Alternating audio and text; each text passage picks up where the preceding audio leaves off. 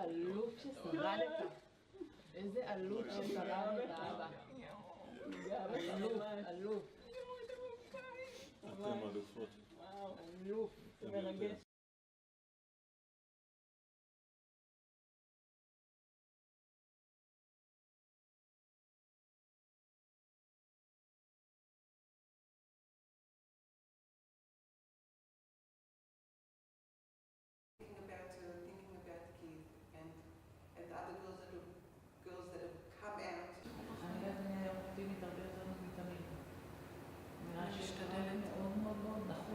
I think that Keith, during his whole captivity, went through hell. And, you know, of course it was different when I was there for Keith, because I was there to help him to go through what he went through. And for me it was very difficult not being there for him. But he's strong, and he's got his ways to survive.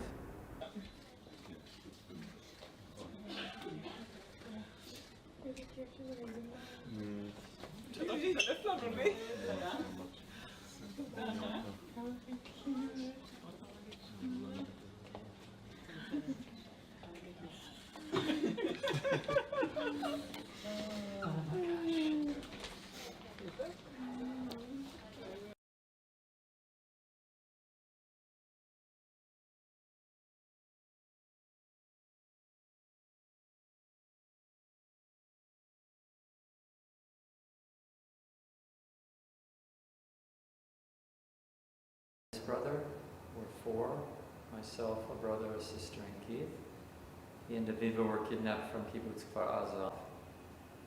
And that was a messaging that if by some chance Keith would hear, or someone else would hear.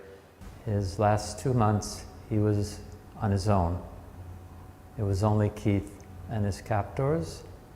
When he was released, and some people may have noticed that he looked up at the sky a bit. He hadn't seen the sky for 484 days.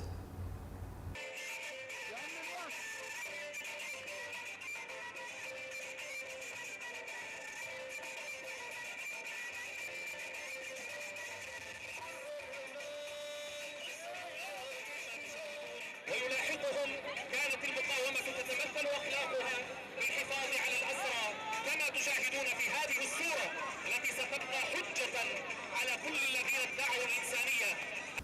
He was moved 33 times from place to place.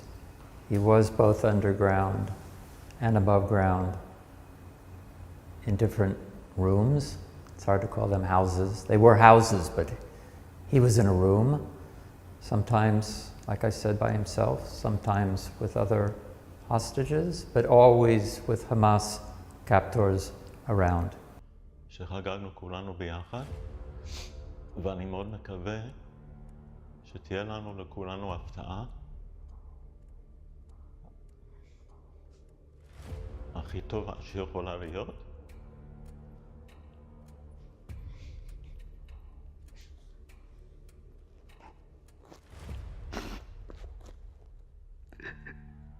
Emotional and special for everybody. I was there for Keith because I was there to help him to go through what he went through. It must have been hard for him so many times, thinking that he might die and never come back. And he did have that feeling so many times that he would never, ever come back alive, that he would die there or stay there. So he did lose his hope so many times there, but he kept his strength and did everything that he could to survive. When they brought him food. There were times when he just, on our kibbutz, that when we left, we know there was battle and there was shooting and we were taken away. No electricity, no running water. You can't even say substandard hygiene. There was no hygiene. A shower was a bucket and a little container for water to pour over yourself when that was available, which wasn't very often. And I think that after 484 days, when somebody decides everything for you, and he said that it's just a wonderful, wonderful, wonderful thing. And the first shower that he had to get out of the shower and feel clean was very important for him. He really felt like he's coming back to life. And he said that it's just a wonderful, wonderful, wonderful feeling.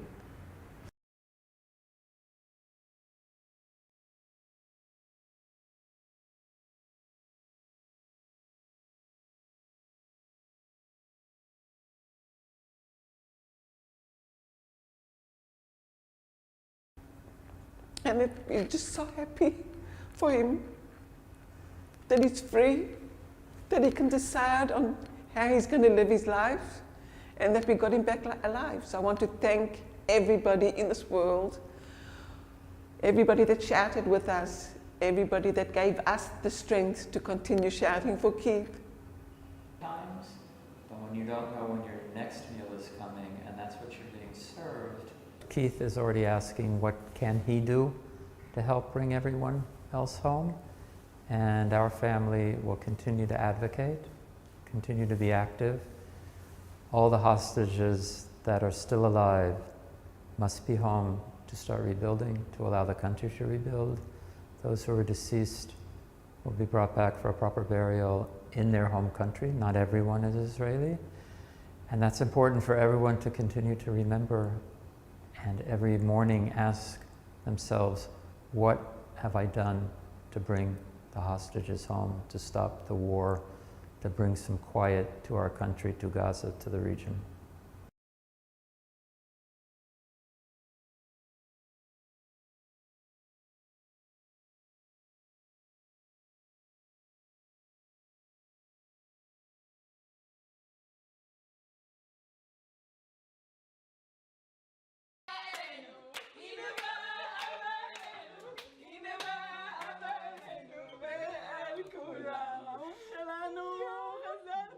אבא, איזה עלוב ששרדת. איזה עלוב ששרדת, אבא. עלוב, עלוב. אתם אלופות. עלוב, זה מרגש.